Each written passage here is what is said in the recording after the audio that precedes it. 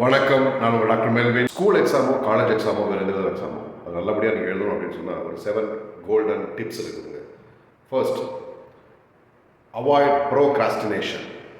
அப்படின்னா கடைசி வரைக்கும் எல்லாம் பார்த்துக்கலாம் அப்படின்னு சொல்லி தள்ளி போட்டே இருப்பீங்களே, கடைசியில் படிக்கலாம் அப்படின்னு சொல்லி அது உண்மையிலே டேஞ்சரஸ். சில வேலைகளில் அது உங்களுக்கு சக்ஸஸ் கொடுத்துருக்கலாம், பட் ஆனாலும் அது ரொம்ப ரொம்ப டேஞ்சரஸ், ரொம்ப கேவலமான ஒரு கெட்ட பழக்கம். மேக்ஸிமம் அதை அவாய்ட் பண்ணுறதுக்கு எல்லா முயற்சிகளும் எடுங்க. ஒருவேளை தவறிட்டீங்கனாலும் இனி இருக்கக்கூடிய கொஞ்சம் காலத்தில் கூட நீங்கள் ஒரு டைம் டேபிள் போட்டு பிளான் பண்ணி படிக்கலாம். பட் ஞாபகத்தில் வச்சுக்கோங்க, இது ரொம்ப மோசமான ஒரு பழக்கம், கண்டிப்பாக அதை அவாய்ட் பண்ணணும். Second, pomodoro technique.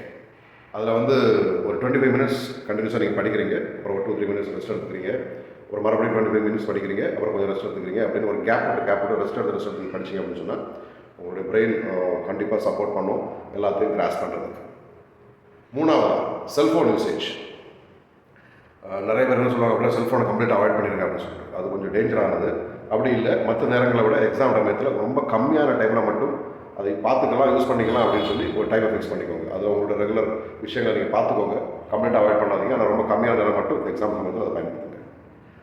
Fourth one, நாலாவதா, நீங்கள் வந்து உங்களுடைய ஸ்டடி அதோடைய மெத்தட்ஸ் டிஃப்ரெண்ட் மோட்ஸில் இருக்கு பாருங்கள்.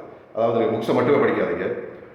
சம்டைம்ஸ் நீங்கள் வந்து யூடியூப்பு அல்லது விக்கிபீடியா, இப்போ வந்து ChatGPT அண்ட் வாட்ஸ்அப் ஏஐ டூல்ஸ்லாம் நிறைய இருக்குது. அதையெல்லாம் யூஸ் பண்ணி விதவிதமான டெக்னிக்ஸில் படிங்க, படம் வரைஞ்சி படிங்க, எழுதி படிங்க, கிராஃப் போட்டு படிங்க அப்படின்னு சொல்லி நிறைய வழிகள் இருக்குது. அந்த மாதிரி டிஃப்ரெண்ட் டைப்ஸ் அல்லது டிஃப்ரெண்ட் மோட்ஸில் வந்து உங்களுடைய படிப்பு வச்சுக்கோங்க.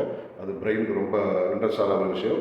நிறைய விஷயங்களை வந்து பிரெயின் வந்து ரொம்ப அழகாக மைண்டில் ஹோல்ட் பண்ணிக்கும். Next, fifth one, repetition and revision. இது ரொம்ப ரொம்ப முக்கியமான ரூல்.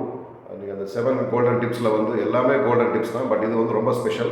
நீங்கள் படித்ததை மறுபடியும் ரிவைஸ் பண்ணுங்கள், அதை ரெப்படிட்டிவாக பண்ணுங்கள். அது ரொம்ப ரொம்ப முக்கியமானது. உங்களோட பிரெயின் அவ்வளோ அழகாக எல்லாத்தையும் ஞாபகத்தில் வைத்ததற்கான ஒரு மிக முக்கியமான டிப் அது. அடுத்ததா, ஃபுட் ஹேபிட்.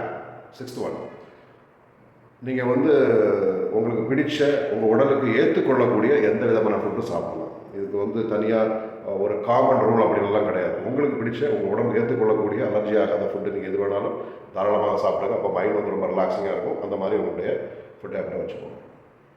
7th ஒன் ரொம்ப இம்பார்ட்டன்ட். அகேன், ஏழாவதாக, ஹோமியோபதி மெடிசன்ஸ். நீங்கள் உங்களுக்கு தெரிஞ்ச இல்லை உங்களுக்கு பக்கத்தில் இருக்கக்கூடிய ஹோமியோபதி டாக்டராக நீங்கள் உங்களுக்கு எக்ஸாம் ரிலேட்டடான ஆன்சைட்டி, டென்ஷன், ஸ்ட்ரெஸ் எல்லாம் இருந்ததுன்னா அதை குணமாக்கக்கூடிய அருமையான மருந்துகள் இருக்கிறது. அது கவுன்சிலிங்கோடு சேர்த்து எடுத்துக்கோங்க. கண்டிப்பாக 100% அது உதவி செய்யும். இந்த 7 டிப்ஸையும் சேர்த்து நீங்கள் பயன்படுத்திங்க அப்படின்னா எந்த வித ஒரு எக்ஸாம்லையும் சூப்பராக நீங்கள் வேறு லெவலில் பர்ஃபார்ம் பண்ண முடியும். So all the best.